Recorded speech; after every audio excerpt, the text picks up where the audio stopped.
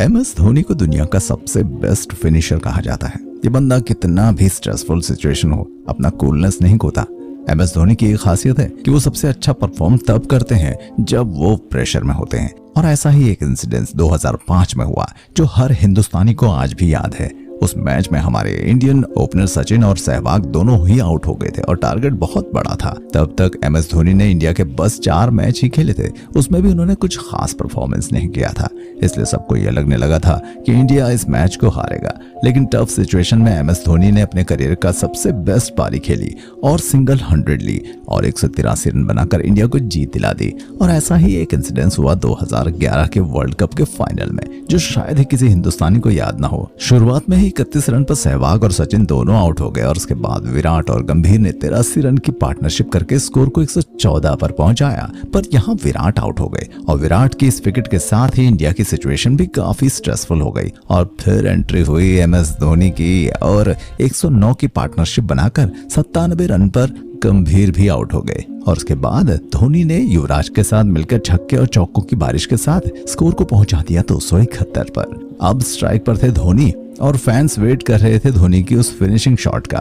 Bowler ने ball डाली और धोनी ने अपना विनिंग शॉट खेलकर बॉल को सीधा बाउंड्री लाइन के बाहर मारा और इसी 6 के साथ इंडिया 2011 का वर्ल्ड कप जीत गई। ऐसे कई इंसिडेंट्स हैं जहां पर हमारे कैप्टन कूल ने इंडिया को संभाला है। धोनी ने अपने किसी भी डिसीजन में कभी भी कॉम्प्रोमाइज नहीं किया। जो भी टीम के फेवर में हो उसके लिए उन्होंने हमेशा सख्त से सख्त कदम उठाए। और ऐसा ही एक किस्सा जब धोनी इंडिया के कैप्टन बने, उस वक्त कई प्लेयर्स ऐसे थे जो धोनी से सीनियर थे, जिनकी फिटनेस भी सही नहीं थी और इसी वजह से वो फील्डिंग भी अच्छे से नहीं कर पा रहे थे। तो धोनी ने उन सबको ड्रॉप करने का फैसला किया। और जब ये बात बोर्ड मेंबर्स को बताई गई तो कोई भी ऐसा मेंबर नहीं था जो उनके डिसीजन से एग्री करता था। लेकिन फिर भी बंदा अपने डिसीजन पर डटा रहा और बोर्ड मेंबर से कहा, आप मुझे मेरी टीम सेलेक्ट नहीं करने दे सकते तो मुझे कैप्टनसी भी नहीं चाहिए। आखिरकार बोर्ड मेंबर्स को धोनी की बात माननी पड़ी और 2011 का वर्ल्ड कप जीतकर उन्होंने ये साबित कर दिखाया कि उनका डिसीजन सही था।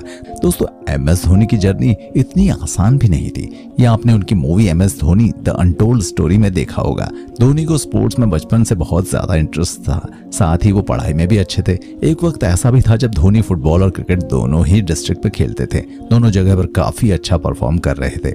वक्त के साथ साथ MS क्रिकेट के लिए बहुत ज्यादा सीरियस हो गए और दिन रात अपने परफॉर्मेंस को इम्प्रूव करने के लिए मेहनत करने लगे। धीरे धीरे उनका परफॉर्मेंस बेहतर से बेहतर होता चला गया। धोनी के बेहतरीन परफॉर्मेंस की वजह से उन्हें विनू मांकड़ ट्रॉफी के लिए चुना गया। वहां उन्होंने बहुत तगड़ा परफॉर्म किया और उसके बाद धोनी अंडर स्टेट टीम के रेगुलर प्लेयर बन गए। लेकिन उनकी जिंदगी में टर्निंग पॉइंट तब आया जब इतनी मेहनत के बावजूद Dhoni under 19 world cup team के लिए सेलेक्ट नहीं हुए। यहाँ से शुरू होता है धोनी का एक्चुअल स्ट्रगल।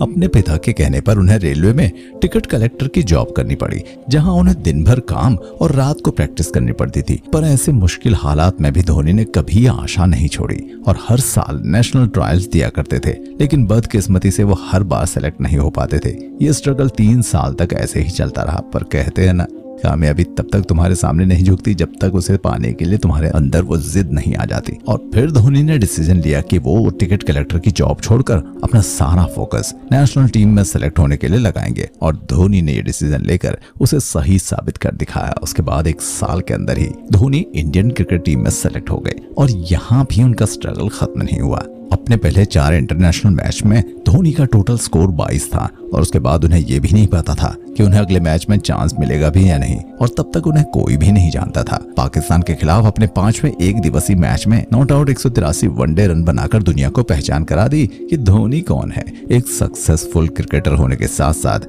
धोनी एक सक्सेसफुल कैप्टन भी हैं। आज MS धोनी इंडिया के सबसे बड़े सेलिब्रिटीज में एक हैं। वो 100 से भी ज्यादा ब्रांड्स के ब्रांड एम्बेसडर भी रह चुके हैं। धोनी के ब्रांड वैल्यू का अंदाजा इसी बात से लगा सकते हैं कि एक ब्रांड एम्बेसडर्स के लिए धोनी 14 करोड़ चार्ज करते हैं।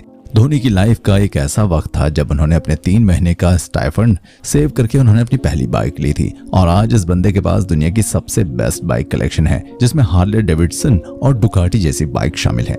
दोस्तों, विदाउट एनी गॉडफादर अगर ये बंदा ये कर सकता है तो ऐसी कोई मुश्किल नहीं जो तुम्हें रोक सके। तो दोस्तों, कैसी लगी आपको आज की हमारी वीडियो? पसंद आई हो तो लाइक, शेयर और चैनल को सब्सक्राइब करना मत भूलिए।